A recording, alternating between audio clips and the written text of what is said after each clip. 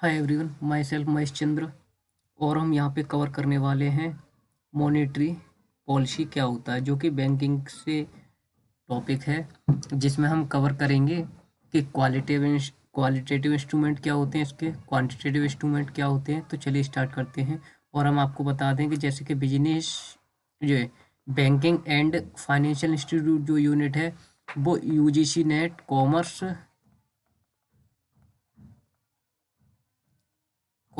और मैनेजमेंट दोनों के लिए जो महत्वपूर्ण होती है। ठीक है ना। तो चलिए स्टार्ट करते हैं हम। सबसे पहले हम करते हैं इसके ऑब्जेक्ट क्या क्या होते हैं, मॉनेटरी पॉलिसी के ऑब्जेक्ट क्या होते हैं उनको कर लेते हैं। तो मॉनेटरी पॉलिसी का ऑब्जेक्ट क्या होता है, जिसमें हम देखते हैं मनी को, इकोनॉमिक को और डेवलपमेंट की बात करते हैं यहाँ पे।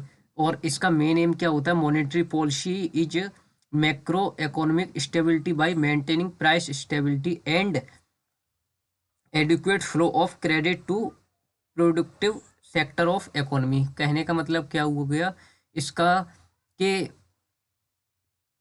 ये मॉनेटरी पॉलिसी को तो देखती ही है, इसके साथ साथ ये मेंटेन करती है प्राइस स्टेबिलिटी को, कि ये जो प्राइस में चेंज होता है ना उसको स्टेबल करते हैं। ये मनी इकोनॉमिक डेवलपमेंट की भी बात करते हैं और क्रेडिट प्रोडक्टिव की भी बात करते हैं। जैसे कि मान लीजिए लोन वगैरह दिया जाता है तो उसकी प्रोडक्टिविटी को भी ये जो वो देखने का काम करते हैं। ठीक है ना। अच्छा, मेन इंपॉर्टेंट ऑब्जेक्ट क्या होता है इसका मॉनेटरी पॉलिसी का, प्राइस स्टेबिलिटी करना, एक्सचेंज स्टेबिलिटी करना।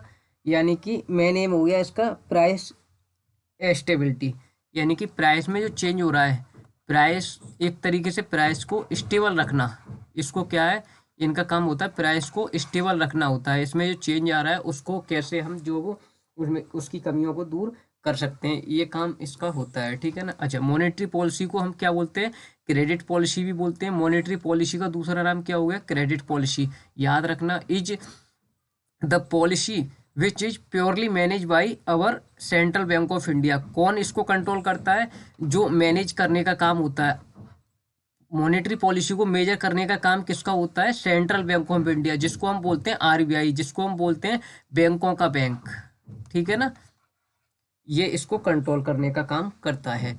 उसके बाद अगर हम बात करें कंट्रोल मॉनेटरी सप्लाई को कंट्रोल कर रहा है इन the economy and amount of credit in the economy. यानी कि कहने का मतलब क्या हुआ कि मनी सप्लाई को जो है वो एक तरीके से कंट्रोल करने का काम करता है। तो क्या इसमें जो वो चेंज आ रहे हैं उसको हम कैसे दूर कर सकते हैं। Monetary policy is govern by RBI. देखो पहला पॉइंट क्या था वहां पे, कि आरबीआई इसको मैनेज करता है प्योरली, यानी कि सेंट्रल बैंक ऑफ इंडिया भी बोलते हैं हम आरबीआई को, जो बैंक सबसे बड़ा बैंक है अपने भारत का।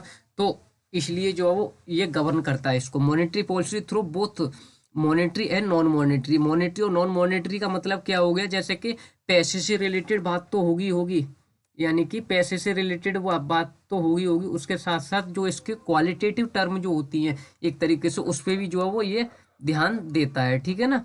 अच्छा, मॉनेटरी मेजर इन्फ्लुएंस सेविंग्स को जो है वो इन्फ्लुएंस होती है, इससे इन्वेस्टमेंट को भी देखा जाता है, आउटपुट को भी देखा जाता है, और income and price level in the economy, in economy के इनकम और प्राइस लेवल की भी बात इसमें जो है वो होती है। यानी सीधी सी बात है, मनी से रिलेटेड जो भी चीज़ है वो इसमें जो आती है, चाहे वो सेविंग्स की बात हो चाहे इन्वेस्टमेंट की बात हो। ठीक है ना। To control the money supply को कंट्रोल करता है आरबीआई यूज वेरियस। अब कैसे इसको कंट्रोल करता है मनी सप्लाई को आरबीआई, तो वेरियस इंस्ट्रूमेंट होते हैं basically. RBI control these rate like bank rate. अब कैसे हम कंट्रोल कर सकते हैं, मान लीजिए बैंक रेट को जो वो घटाना बढ़ाना पड़े हमें, चाहे हम एमएसएफ की बात करें, मार्जिनल स्टेबल फैसिलिटी जो होती है, रेपो रेट में चेंज करें हम, रिजर्व रेपो रेट में चेंज करें, कैश रिजर्व रेशियो में चेंज करें हम, चाहे एसएलआर में चेंज करें, स्टेटरी लिक्विड रेशियो में चेंज करें। यानी कि सीधी सी बात है, जो हम को मनी सप्लाई को कंट्रोल करना है तो ये सारे जो फैक्टर है ना, ये इस पर अहम भूमिका निभाते हैं। ठीक है ना। Ratio in order to manage price stability in the economy के जो प्राइस है उसको उसकी स्टेबिलिटी को जो मैनेज करने का काम इनके द्वारा किया जाता है। जो ये रेट दे रखे इसमें हम जो वो कम या ज़्यादा करके करते हैं। ठीक है ना। And to achieve high economic growth, और इसके साथ साथ हम क्या कर लेते हैं, हाई इकोनॉमिक ग्रोथ को अचीव कर लेते हैं, यानी कि जो भी मनी सप्लाई है उसको हम एस्टेब्लिश कंट्रोल करके, उसको कंट्रोल करके अगर वो बढ़ रही है घट रही है, वो जैसी भी स्थिति होगी उसके हिसाब से, तो हम क्या करेंगे, हाई इकोनॉमिक ग्रोथ की बात जो है वो करते हैं हम इसके साथ, ठीक है ना। नेक्स्ट करते हैं, अब देखो प्राइस स्टेबिलिटी की बात करता है। It is one of the most important object of monetary policy. Monetary policy में प्राइस स्टेबिलिटी जो है वो एक अहम भूमिका निभाता है, ठीक है ना। RBI make effort to control price stability, price को स्टेबल रखना यानी कि घटे बढ़े ना, उसके लिए क्या है, थ्रू वेरियस मॉनेटरी मेजर होते हैं under price stability. The fluctuation in price are to control to have positive impact on production, production पे पॉजिटिव इम्पैक्ट पड़ेगा उससे, और economy income and employment generation in the economy, और इससे क्या है कि लोगों को एम्प्लॉयमेंट भी मिलेगा और उनकी इनकम भी जो है वो बढ़ेगी, जब हम प्राइस को स्टेबल रखने की बात यहाँ पे हम करते हैं, ठीक है ना। In absence of price stability, अगर मान लीजिए इसके अपोजिट हो गया, प्राइस स्टेबिलिटी नहीं है, तो क्या होगा, inflationary and deflationary condition are generate in the economy, तो फिर क्या है, एक तरीके से जो वो डिफ्लेशनरी हो जाएगी, ठीक है ना। और इन्फ्लेशन यानी कि महंगाई, और वो महंगाई का घटना बढ़ना जो इसको हम जहाँ पे बात करते हैं, which effect the various sector of the economy, various sector पे क्या है इसका इफेक्ट देखने को मिलेगा। उसके बाद नेक्स्ट पॉइंट आता है एक्सचेंज स्टेबिलिटी का। एक्सचेंज स्टेबिलिटी में क्या है कि it is one of the traditional objective of monetary policy, यानी कि एक्सचेंज स्टेबिलिटी में क्या है, ट्रेडिशनल ऑब्जेक्ट है ये मॉनेटरी पॉलिसी का। Exchange rate stability means to minimise the rate of fluctuation, यानी कहने का मतलब क्या हो गया, अब मान लीजिए स्टेबिलिटी नहीं है प्राइस में, तो रेट का घटना बढ़ना हो गया, तो उसको जो मिनिमाइज कैसे करेंगे हम, stability means to minimise the rate of inflation, यानी कि फ्लक्चुएशन, रेट में घटना बढ़ रहा तो हो रहा है बट कम हो, कम हो, ठीक है ना। In the value of currency in respect to the value of another currency stability, यानी एनोदर करेंसी के हिसाब से अपने में क्या है, मिनिमाइज चेंज हो, अगर हो भी रहा है चेंज तो उस चेंज को जो हो मिनिमाइज कैसे करेंगे हम। Exchange rate will lead to outflow of money, exchange rate जो वो किस चीज़ को लीड करता है, आउटफ्लो होता है मनी का, यानी कि मनी का बाहर एक तरीके से आउटफ्लो, यानी कि मनी का जाना, हमारी जेब खर्ची बढ़ जाना, ठीक है। And encourage development of internal trade, leading हो जाती है इससे। अच्छा, to favourable balance of payment situation, जहाँ पे बैलेंस ऑफ पेमेंट की सिचुएशन जो फेवरेबल हो जाती है। थर्ड पॉइंट पढ़ते हैं इसका, न्यूट्रलिटी ऑफ मनी।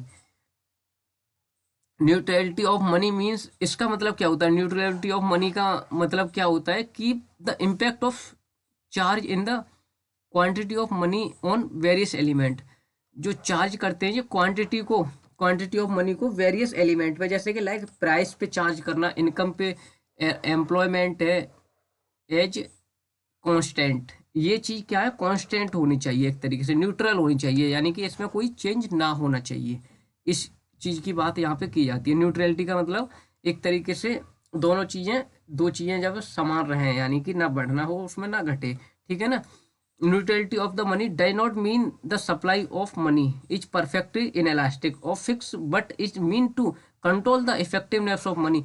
इसका मतलब ये नहीं हो गया कि इनएलास्टिक है परफेक्ट, इसमें यह फिक्स है, इसका मतलब केवल कंट्रोल कर रहे हैं हम इफेक्टिवनेस ऑफ मनी की, मनी की इफेक्टिवनेस को केवल कंट्रोल करने की बात जो है यहाँ पे होती है, ठीक है ना। फोर्थ पॉइंट पढ़ते हैं, economic development in a developing economy. एक होती है डेवलप्ड और एक होती है डेवलपिंग। डेवलप्ड का मतलब होता है पूरी पूरी तरीके से जो डेवलप्ड है वो देश, ठीक है ना। और डेवलपिंग क्या होता है, जहाँ पे अभी डेवलपमेंट पूरी तरीके से नहीं हो पाया, तो इसके बारे में बात करते हैं। In developing economy monetary policy encourage economic development, economic development को इनकरेज करती है ये पॉलिसी बाय अटेनिंग इक्विलिब्रियम, यानी कि सबको साथ लेके, एक तरीके से इक्विलिब्रियम की बात है, एक तरीके से जहाँ पे दो चीज़ों को बराबर कर देते हैं हम, ठीक है ना। इक्विलिब्रियम की यानी कि कंडीशन क्या है, जहाँ पे हम इंडिफरेंस रहते हैं उस कंडीशन पे, between money supply and demand, money और सप्लाई एंड डिमांड की दोनों की कंडीशन को देख के जो है वो चलते हैं हम। Economic development and the capital formation are closely related to the monetary policy. अब देखो development and capital formation economy का डेवलपमेंट और कैपिटल फॉर्मेशन एक तरीके से क्लोजली रिलेटेड है monetary policy through the quantitative और क्वालिटेटिव मेजर। क्वांटिटेटिव और क्वालिटेटिव मेजर क्या होते हैं वो हम अभी नेक्स्ट स्लाइड में कवर करेंगे। Investment and capital formation of rapid economic growth. अब इन्वेस्टमेंट और capital formation for the rapid economic growth की भी बात यहाँ पे होती है। अब देखो दो चीज़ आ गई है, मॉनेटरी पॉलिसी इंस्ट्रूमेंट में क्वांटिटेटिव की बात कर रहा था वहाँ पे और क्वालिटेटिव की बात कर रहा था। क्वांटिटेटिव कौन से होते हैं, जहाँ पे एक तरीके से मान लीजिए मैथमेटिकल चीज़ की बात होगी, जहाँ पे देखो CRR ये रेट होता है ना, तो इसलिए क्वांटिटी में आ गया। SLR भी रेट होता है तो ये भी क्वांटिटी में आ गया। OMO ओपन मार्केट ऑपरेशन ये भी क्वांटिटी की बात करता है। क्वेश्चन जो ज़्यादातर बनता है, मोस्ट ऑफ द क्वेश्चन जो बनता है वो क्वांटिटेटिव क्वालिटेटिव टर्म से ही बनता है कि कौन सी चीज़ इसमें से क्वांटिटेटिव है, कौन सी चीज़ इसमें से क्वालिटेटिव है। तो ये आपको जो ध्यान से देखना होगा यहाँ पे, ठीक है ना।